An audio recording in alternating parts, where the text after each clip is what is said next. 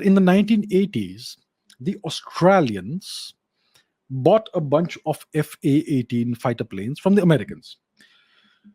So the Australians, as you know, are part of the. I don't think the Five Eyes network or coalition existed in the 1980s. I'm not sure when it started, but the Australia is part of the Five Eyes coalition, which is the coalition, the tight knit coalition of the Anglo-Saxon nation states.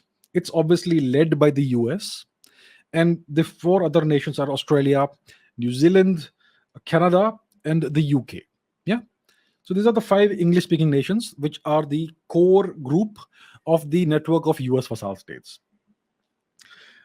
So these are the four nations that the Americans trust the most. And the Americans sold the Australians a bunch of FA-18 fighter planes in the 1980s. Now, what happens? Let me show you exactly what happened. Yeah. So this is a book by Peter Hall and Robert Wiley. It's called, what is it called? Economics of War and Peace. This is available on Google Books. So if you go to page, what is it? Page 59, it starts. Okay, the story starts somewhere here.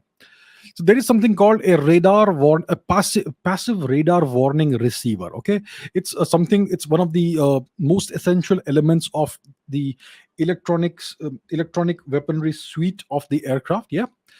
So what happened is this. Let's figure out what happened. The United States controls radar warning technology. So the Australians acquired about 75 of these aircraft, which were assembled in Australia between 1984 and 1990.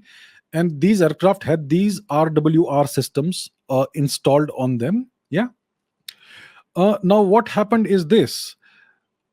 The Americans, the RWRs in the Australian fighter planes were configured for operations against Warsaw Pact forces, means the USSR and its satellite nations. All right, they were not programmed to detect radar emissions of US and other Western origin aircraft operating in Southeast Asia. Worse, Australia could not repeat earlier success it had with reconfiguring the threat libraries of its fleet of whatever tactical fire bomber aircraft. In the case of the FA-18, the threat library was embedded in the system's hardwired programmable system processor, and the US government denied Australian government requests for access to the algorithms that determined the operations of the processors and hence which radar frequencies it could see. So essentially, the radar of the Hornet could not identify most of the aircraft as in this region as hostile. In other words, the Australian front-end fighter plane could not shoot down people who might be Australia's enemies in the region. The Americans knew this and they denied access to the algorithms to Australia. Yeah, denying access to the algorithms that would permit local reprogramming and upgrade, all that diminished Australia's tactical advantage in regional air combat capability. So essentially, they sold very expensive fighter planes to Australia, and these fighter planes were essentially unusable.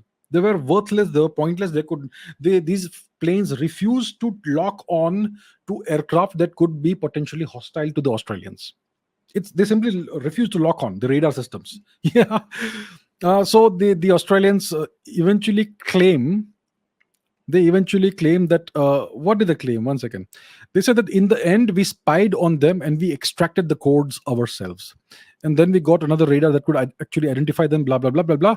But the truth is that until 2006, the Australians were still struggling to make their fighter planes radars acquire the lock on to the targets that they wanted them to lock on.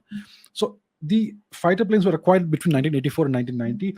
Until 2006, the Australians were still struggling to get these things to work. Yes.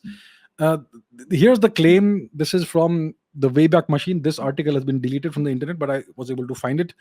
So this is the claim that Australia cracked top secret US fighter jet codes. That's what they claim. There's another claim over here, blah, blah, blah, all that.